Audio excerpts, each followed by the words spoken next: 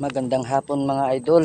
Andito po tayo ngayon sa lugar po, kalsada po na kung saan po ay napakadelikado po, no? Kalsada po na sobrang haba po ng tarik, no? Tapos ang kwento po dito mga idol, marami na po yung mga nadisgrasya dito, no? Na mga motorista na sasakyan sa hindi malaman na dahilan kung bakit nadidisgrasya, no? Marami na rin po yung mga namatay dito na mga tao po, bali 33 katao na yata pong namatay dito, no? Dahil po sa mga disgrasya na to. So aalamin po natin mga idol kung bakit po sila nadidisgrasya dito. So sana po walang mangyari masama sa atin sa pag-explore, no? So ayan, sa mga solid supporters natin, sa mga viewers, subscribers, subscribe na po kayo mga idol, no? So tara na po, let's go, explore na po natin, let's go. So ayan po mga idol, no? Bali may dumaan po na sasakyan, eh. Ayan po, so bali po ito po yung kalsada mga idol, no? Bali po manggagaling ka po dyan sa taas, galing po dyan sa taas, ano? Pababa po yung mga sasakyan, ganyan po. So bali po napakahaba nitong tarik mga idol. Ayan po mga idol, no, ang kanyang paligid, ano. Ayan po mga idol. Tsaka ang mga kwento kasi dito mga idol, dito daw kasi mga idol, no, kahit tanghaling tapat daw mga idol, meron daw may nagpapakita daw dito mga idol kahit tanghaling tapat. So para malaman natin mga idol, no, alamin natin kung gaano ba katotoo, no. So andito po tayo mga idol sa location, no, kung saan po ay marami na pong nadidisgrasya, no. Marami na pong namatay dito mga idol. Bali mga 33 katao na mga idol ang mga namatay dito sa kalsada na to, no. Dahil grabe mga idol sa sobrang tarik. Ano, ito po yung motor natin sa unahan, no.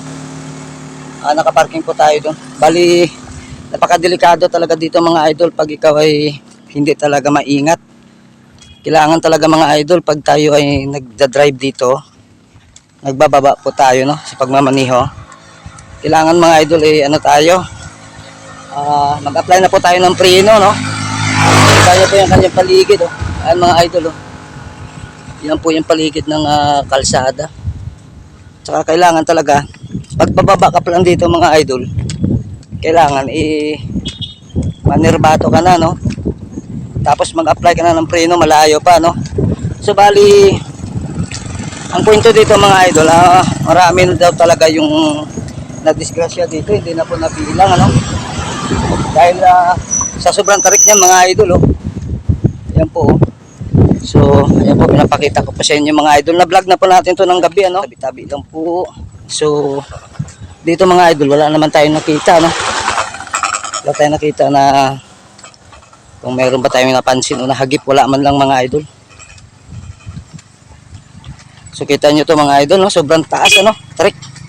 So kailangan mga idol pag dumadaan ka dito, nakaserbato ka, tapos lagi kang mag-apply ng preno, no, para hindi po tayo madisgrasya. Dapat dandahan lang talaga kahit anong mangyari. At saka siyempre naman magbigay galang tayo dito sa mga nandirito, no, sa mga naninirahan sa area na to, kung nandito man sila sa kanilang mga bahay, no. Bigay respect tayo sa kanila kasi hindi natin alam yung kalsada, eh. So ayun mga idol, no. Bali may dagat pala doon mga idol, at saka parang ano na, abandon na ba yata doon mga idol, oh. So ayan po, bali po dito mga idol, may puno na rin ng kawayan dyan sa kabila. Ito po yung sinasabi nilang critical area dito sa Maragondon pa yata to, sa akap ng Maragondon yata to mga idol, no. Bali dito po mga idol, pag nadisgrasya po yung isang sasakyan galing po doon sa taas, so dito na po sila mga idol pinupulot sa area na to. Yan, dito sila pinupulot mga idol. Marami na pong na ano dito namatay mga idol. Bali 33 katao na sa lugar na ito. So ito po yung tinatawag nilang ano, Red Beach mga idol, no? Ito yung Red Beach. So bali yung mga idol, yung mga namatay dito, dito na po yun sila pinupulot sa baba. Pag na-discuss siya doon sa taas, kasi kita nyo naman yun mga idol sa sobrang tarik, ano. Nung nag-vlog ako dito mga idol ng gabi, bali nagpunta ako dito idol gabi alas 10 eh. Doon idol may narinig akong wakwak doon, no. Mayroong wakwak, no. Tsaka may pusa rito gabi. So sa lahat ng mga subscriber natin dyan, bali sinurvey po natin yung area na kung saan po ay nakarinig tayo ng mga balita, no, na marami na rin namatay dito, mga 33 katao na mga idol, ganong kadami. Kasi sa sobrang tarik, tapos pag hindi pa kondisyon yung motor mo, pagbaba mo dyan sa area na yan, mawalan ka ng preno, tapos hindi mo alam, na timingan mo sa pagdaan mo, mayroong naninirahan na hindi natin alam, na hindi natin nakikita. Tapos wala pa tayong paggalang. Kailangan mag-respect tayo bago tayo bumaba. Magserbato tayo, no? Tapos magdandahan lang tayo mga idol, no? Kailangan dandahan lang talaga dahil hindi natin masiguro yung sasakyan natin biglang mawalan ng preno, ano? Maraming salamat sa mga subscribers natin at sa mga viewers, no? Sa mga supporters natin dyan. Maraming salamat po sa inyo. So dito mga idol, oh. Yan po yung lugar, idol, no? Bali may puno din ng kawayan dyan mga idol, oh. Saka dito sa kabila. Saka may malaking kahoy. Tabi-tabi lang sa mga naninirahan dyan, ano? Tabi-tabi lang sa inyo mga kaibigan. Ako po yung nagpa-vlog lang. Pasensya na po kayo. Huwag po kayong magalit sa akin. Uri lang po ito ng aking trabaho bilang isang tao. So sana po huwag kayong magalit sa akin. No? Wala pa akong gagawin masama. Ako po yung nagpa-vlog lang. So ayun mga idol. Oh. Bali matarik po dun mga idol yung kahoy. So meron pong bunga. No? Tabi-tabi-tabi. Tabi-tabi lang sa inyo mga kaibigan. Ako po yung nagbablog lang, hindi po ako gagawa ng masama. So ayan po mga idol, bali may puno ng kawayan dyan idol, oh. At saka yun po yung ano, yung mga puno na ang lalaki mga idol, ayun, oh, sa taas. So ayan, ganun po mga idol, no? Ganun kadelikado ang kalsada ng nababalitaan natin. Vlog na po ito natin mga idol sa gabi, no?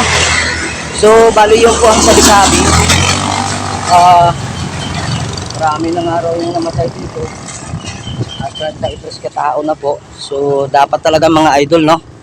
Bago tayo bumaba sa area na ganito, no? Palusob. Kailangan talaga ay mag-ingat. Lagi po tayong magpreparasyon ng preno. Tapos, hindi tayo mabilis.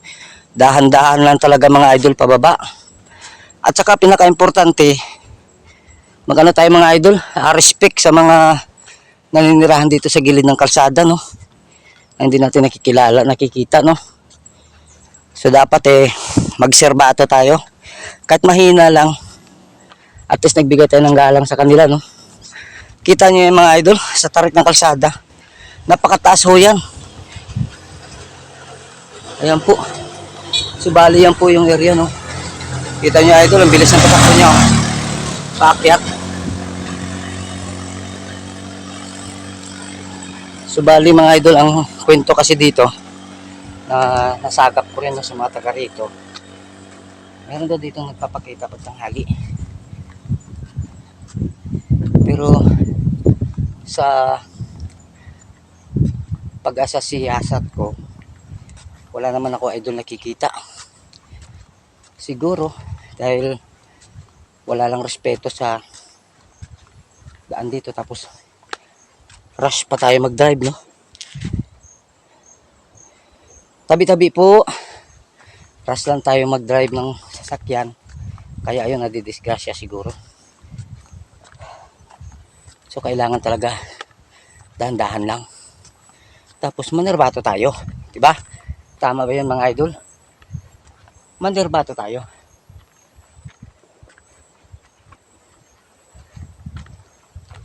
So ganito po ka-critical ang kalsada, no?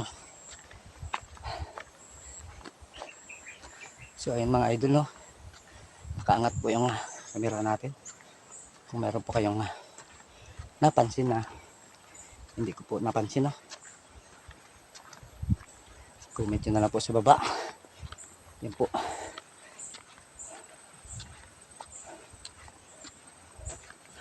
So ganyan po mga idol. Napakadelikado ng kalsada basta hindi ka maingat. At kailangan magbigay galang at magrespeto sa mga naninirahan dito. Ayun mga idol, inihingal ako pakyat. Wala naman akong napansin doon mga idol. Tsaka wala rin akong nararamdaman na kakaiba doon. Kahit nung gabi na ako nag-vlog dito, wala naman. Siguro, nandahil lang talaga siguro sa pagmamaniho ba na hindi maganda. Hindi tayo maingat. Ganyan nangyayari. Kaya kailangan lagi tayong mag-ingat.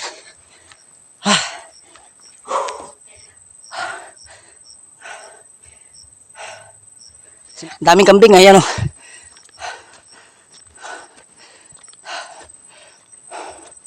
Tabi.